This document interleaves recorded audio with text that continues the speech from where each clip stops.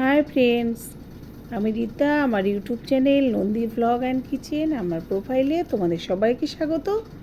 তা আমি আজকে বানিয়ে নিয়েছি খুব দুর্দান্ত টেস্ট একটা রেসিপি। সেটা হচ্ছে আলু ঝিঙে পোস্ত। তা এটা কিন্তু খুবই টেস্টি একটা রেসিপি, একদমই নিরামিষ রেসিপি। প্রথমে আমি ঝিঙে আলুটা কেটে নিয়েছি, তারপরে কড়াইয়ে তেল দিয়ে কালো জিরে ফোড়ন দিয়ে ঝিঙে আলুগুলো দিয়ে দিয়েছি, আর দিয়ে তার মধ্যে দিয়ে দিলাম 3টে কাঁচা লঙ্কা। দিয়ে এবার এই ঝিঙে আলুটাকে আমি খুব ভালো করে একটু ভাজা ভাজা করে নেব। আর এদিকে আমি পোস্ত, তার মধ্যে 2-4টে কাঁচা লঙ্কা আর একটু 2-4টে কাঁচা লঙ্কা দিয়ে আমি একটু পোস্তটাকে পেস্ট করে রেখেছি। তাই ঝিঙে আলুটাকে একটু আমি ভালোভাবে ভেজে নেব আগেই।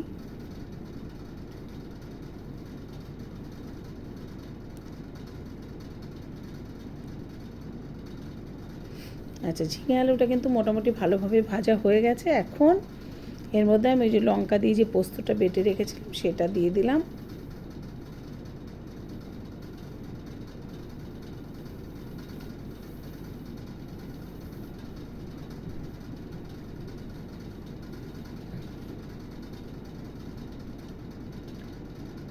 আর দিয়ে দিলাম হলুদ।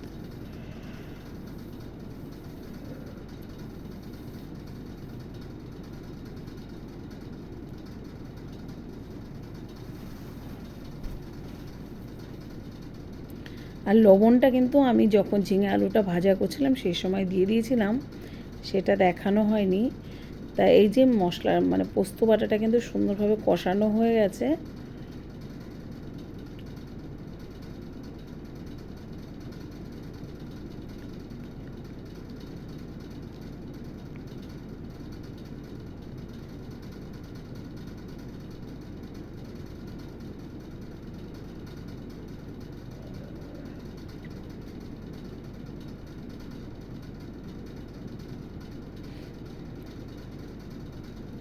পোস্তটা কিন্তু সুন্দরভাবে কষানো হয়ে গেছে।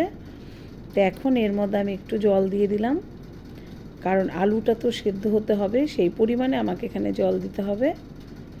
জল দিয়ে এবার কিছুক্ষণের জন্য কিন্তু আমি পোস্তটাকে ঢেকে দেব, যাতে আলুটা ঝিঙেটা তো মোটামুটি সেদ্ধ হয়েই গেছে, কিন্তু আলুটা সেদ্ধ হতে একটু সময় নেবে। তা যাই হোক, এই যে আমি কিছুক্ষণ ঢাকনাটা খুলে নিলাম। তা পোস্তটা এই অবস্থায় এসছে। তা এখন আলুটা আর একটু সেদ্ধ হবে, সেই জন্য আমি আবার একটু গ্যাসটাকে কমিয়ে এবার একটু ঢেকে দেব।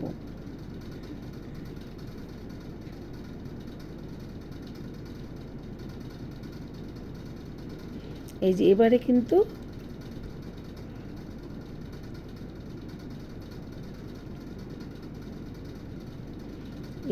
একদমই মোটামুটি রেডি হয়ে এসছে, তেল ছেড়ে এসছে ঝিঙে আলু পোস্তর গায়ের থেকে, একদম সুন্দর দেখা যাচ্ছে তেলটাকে। এবার আমি স্বাদ মতো একটু চিনি দিতে হবে পোস্তর মধ্যে, তাই আমি সেই পরিমাণেই একটু অল্প করে চিনি দিয়ে দিলাম। এখানে আমার তরকারির পরিমাণটা খুব কম, সে কারণে চিনিটাও খুব অল্প একটুই দিয়েছি। তো এবার একটু নাড়াচাড়া করে নেব আমি।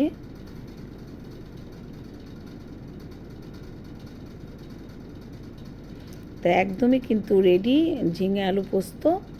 তবে এই সবজিটা কিন্তু মোটামুটি ভাতের সঙ্গে, রুটির সঙ্গে সব কিছু দিয়েই খাওয়া যায়।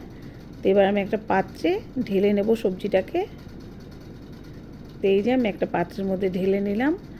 তা এটা কিন্তু খুবই টেস্টি রেসিপি, যারা বাড়িতে বানাও নিশ্চয়ই বানাও, যারা এভাবে বানাওনি কখনো একবার ট্রাই করে দেখো।